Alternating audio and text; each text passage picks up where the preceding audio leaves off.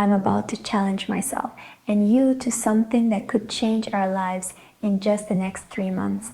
You might be thinking 3 months, that's too short to see a real transformation. But here's the thing, Allah can open doors in a single moment that years of hard work couldn't. Imagine what He could do for us in 90 days if we show up consistently for our faith, our studies, our careers, even our self-care. I'm not just telling you this, I'm taking this challenge with you from today. Why I'm taking this challenge?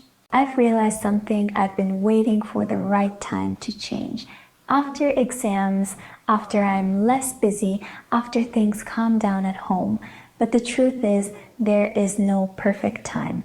The Prophet said, take advantage of 5 before 5, your youth before your old age, your health before your sickness, your wealth before your poverty, your free time before your work, and your life before your death. If I don't start now, I'll keep letting months slip away while I convince myself I'm planning for a better life. So I'm done planning, I'm starting. Step 1, strengthening my connection with Allah.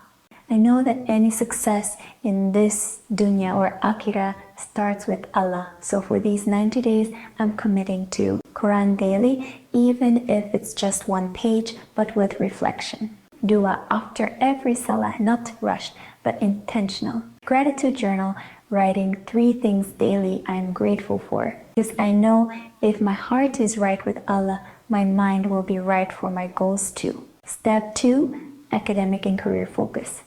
For students like me, or even those working, procrastination is our biggest enemy. I've decided that for the next 3 months, I'll set a fixed study work hour every single day. No excuses. I'll use the Pomodoro technique to stay focused. I'll end my study work sessions with dua, asking Allah to put barakah in my knowledge and effort.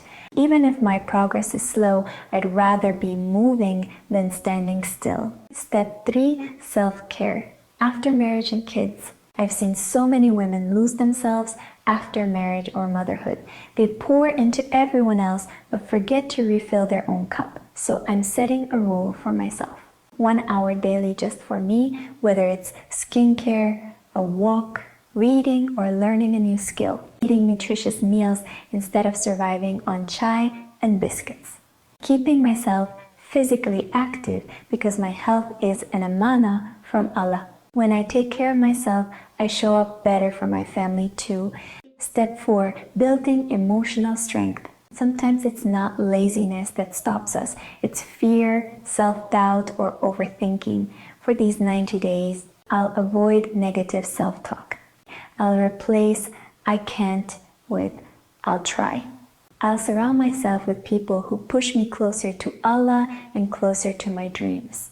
Because I've learned your environment can make or break your motivation. Step 5, digital discipline. Scrolling endlessly kills more dreams than failure ever could. For the next 90 days, no phone for the first hour after waking. Unfollow accounts that make me compare my life to others. Use social media for learning and dawah more than entertainment.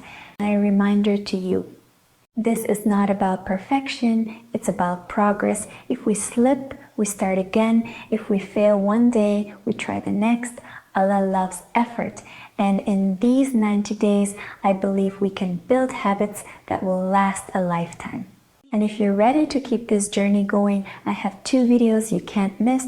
One is the story of a girl who chose her friends over Allah and how she found her way back. The other is about how personal growth transformed a quiet girl into someone confident and unstoppable. Watch them after this and let's keep growing together. Don't forget to subscribe to Healed by Hidayah so we can share this journey and make dua for each other.